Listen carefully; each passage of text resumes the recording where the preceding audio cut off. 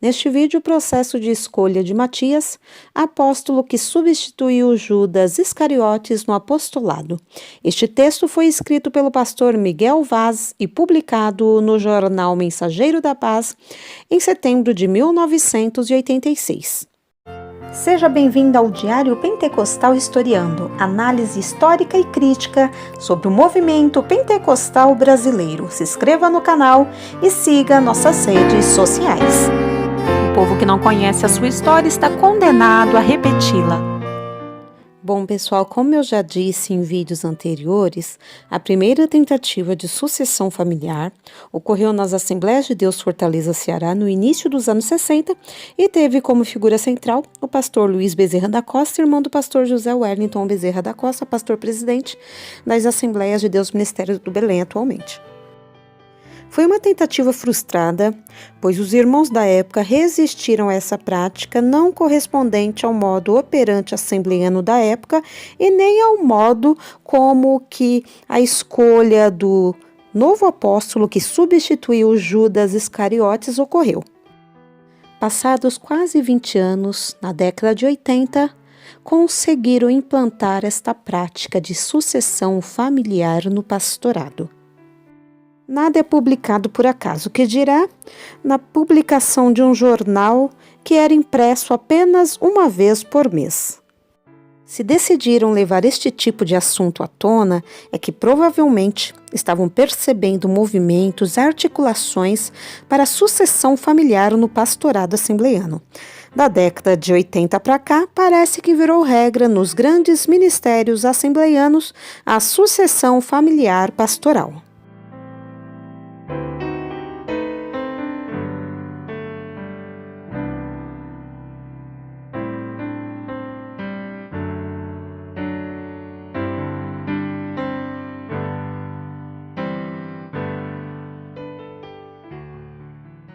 Dividi o vídeo em duas partes para melhor compreensão do assunto. Primeira parte, leitura na íntegra da passagem bíblica sobre a escolha de Matias.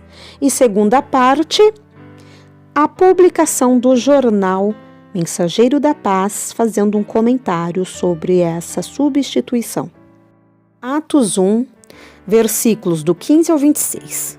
Num dia em que mais ou menos 120 pessoas estavam presentes, Pedro se levantou dizendo o seguinte: Irmãos, era necessário que se cumprissem as escrituras a respeito de Judas, que traiu Jesus, guiando a multidão ao encontro dele, pois isto foi profetizado há muito tempo pelo Espírito Santo, falando por meio do rei Davi.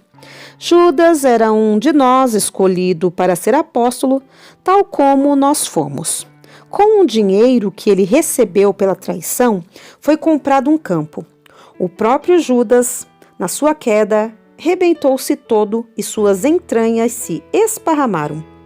Noticiada a morte dele, espalhou-se rapidamente no meio do povo de Jerusalém e puseram no lugar o nome de O Campo de Sangue.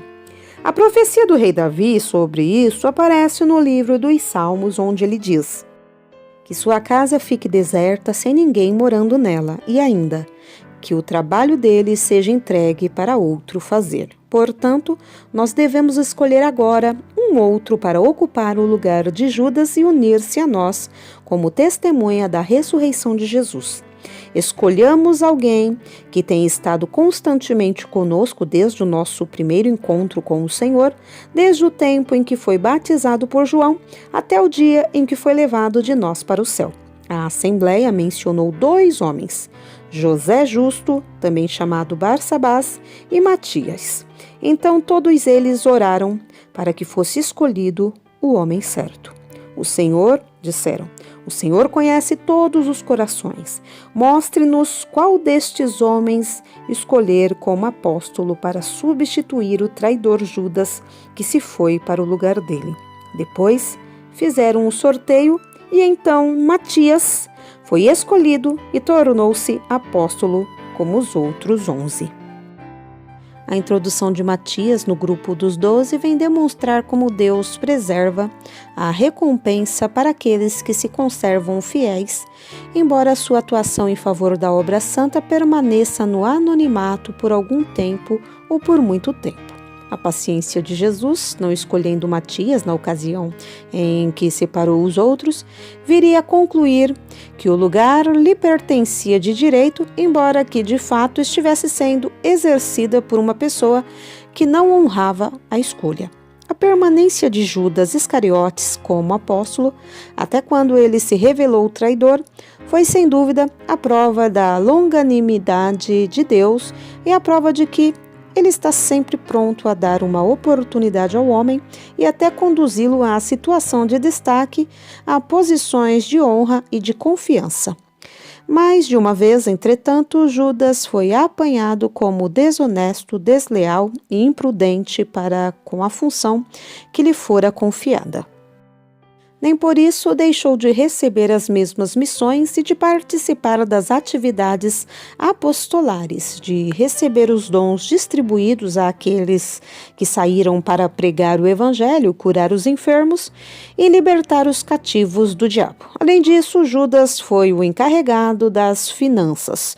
O dinheiro que era usado pelos apóstolos para as despesas estava sob a sua responsabilidade. Infelizmente, ele não entendeu, como tantos outros, a verdadeira vocação a que fora admitido e acabou, no dizer de Pedro, despedaçando-se pelo meio. Em seu lugar foi escolhido Matias. Alguém já escreveu que essa escolha não contribuiu muito para acrescentar alguma notoriedade ao grupo, porque Matias permaneceu incógnito como fora até aquele momento. Porém, deve-se notar que não é o que a Bíblia afirma se vamos atentar para os ensinos subjetivos que se encerram nas palavras de Pedro. Foi uma escolha necessária.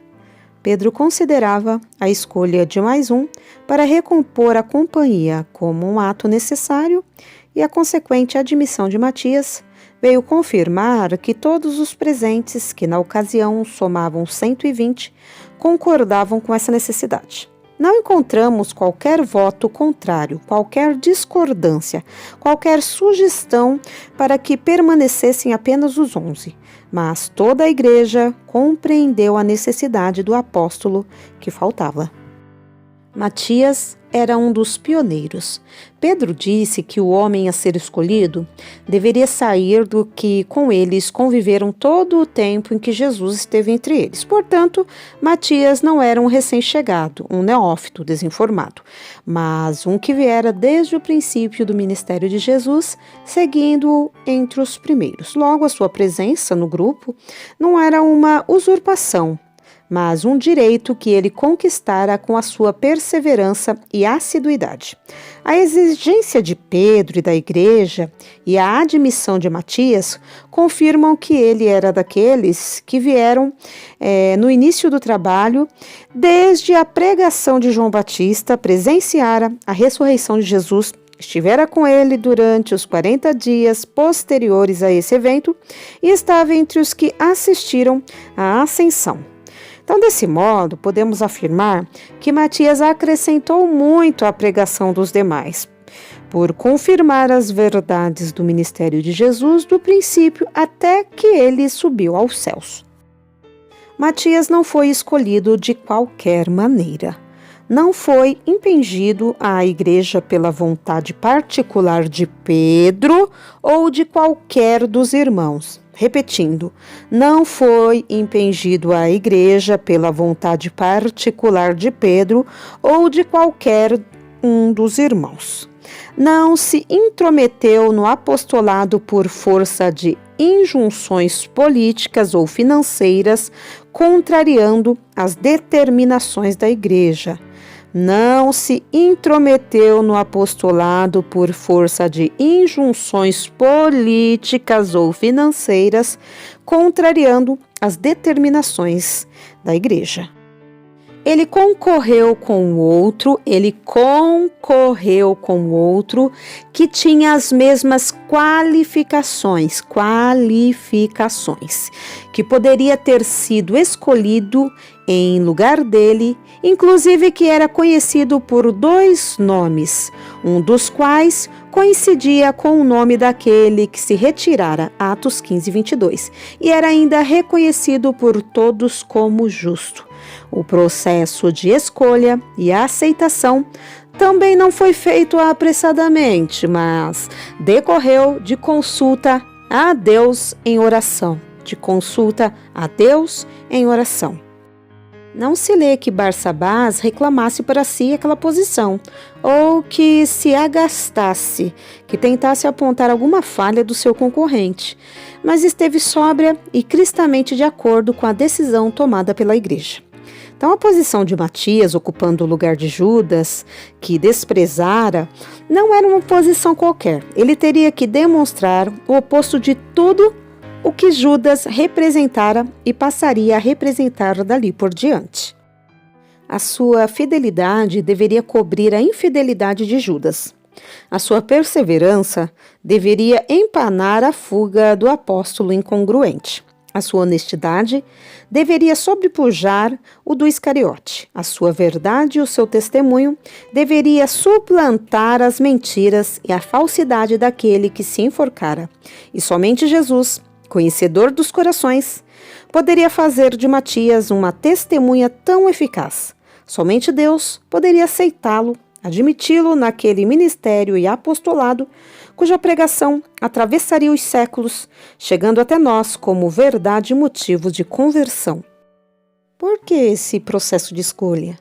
Muitos perguntam por que a igreja aceitou o lançamento de sortes e o seu resultado favorável a Matias como resposta de Deus. Primeiro, porque o lançamento de sortes era um fato comum entre o povo. Segundo, porque não havia ainda a manifestação profética, uma vez que ela aconteceu algum tempo depois. Terceiro, porque Deus, na sua eterna sabedoria, revelou aquele gesto aos discípulos do qual ninguém discordou ou achou impróprio. Além do mais, uma profecia naquelas circunstâncias poderia aparecer da carne e lançar dúvidas sobre o acontecimento. Vemos ainda que, com todas as qualificações de Matias, com a confirmação da igreja, vemos ainda que, com todas as qualificações de Matias, com a confirmação da igreja sobre a sua idoneidade, com a oração e apelo de Pedro diretamente ao Senhor e com o lançamento de sortes, ainda assim, a igreja teve a última palavra.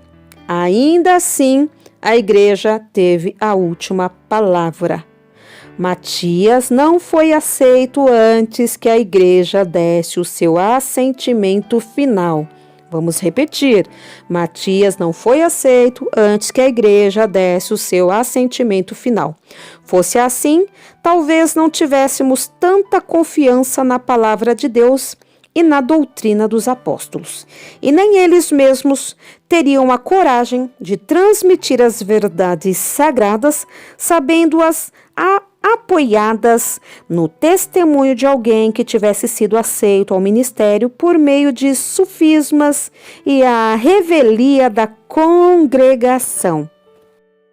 Sua escolha foi, portanto, uma inspiração de Deus e o seu testemunho, mais uma prova de que Cristo ressuscitou e foi feito as primícias dos que dormem.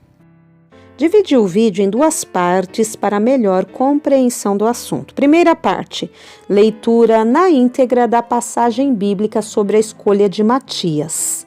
E segunda parte, a publicação do jornal Mensageiro da Paz, fazendo um comentário sobre essa substituição. Atos 1, versículos do 15 ao 26.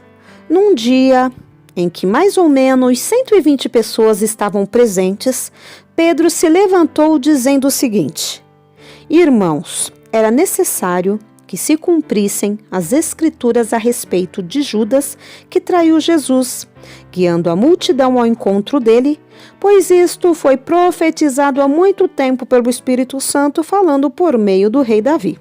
Judas era um de nós escolhido para ser apóstolo, tal como nós fomos. Com o dinheiro que ele recebeu pela traição, foi comprado um campo. O próprio Judas, na sua queda, rebentou-se todo e suas entranhas se esparramaram. Noticiada a morte dele, espalhou-se rapidamente no meio do povo de Jerusalém e puseram no lugar o nome de O Campo de Sangue. A profecia do rei Davi sobre isso aparece no livro dos Salmos, onde ele diz: que sua casa fique deserta sem ninguém morando nela, e ainda que o trabalho dele seja entregue para outro fazer. Portanto, nós devemos escolher agora um outro para ocupar o lugar de Judas e unir-se a nós como testemunha da ressurreição de Jesus. Escolhamos alguém que tenha estado constantemente conosco desde o nosso primeiro encontro com o Senhor, desde o tempo em que foi batizado por João até o dia em que foi levado de nós para o céu. A Assembleia mencionou 2 homens, José Justo, também chamado Barsabás, e Matias. Então todos eles oraram para que fosse escolhido o homem certo. O Senhor, disseram, o Senhor conhece todos os corações. Mostre-nos qual destes homens escolher como apóstolo para substituir o traidor Judas, que se foi para o lugar dele.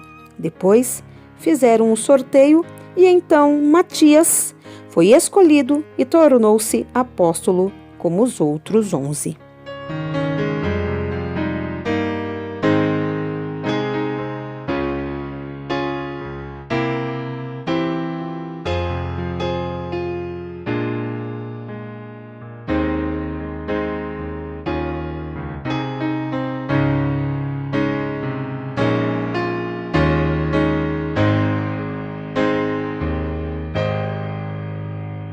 Porque nada podemos contra a verdade, senão pela verdade. Segunda carta aos Coríntios 13:8. Se você gostou do conteúdo deste vídeo, se inscreva no canal, deixe o seu joinha, compartilhe e ative o sininho para receber do YouTube as notificações dos novos vídeos.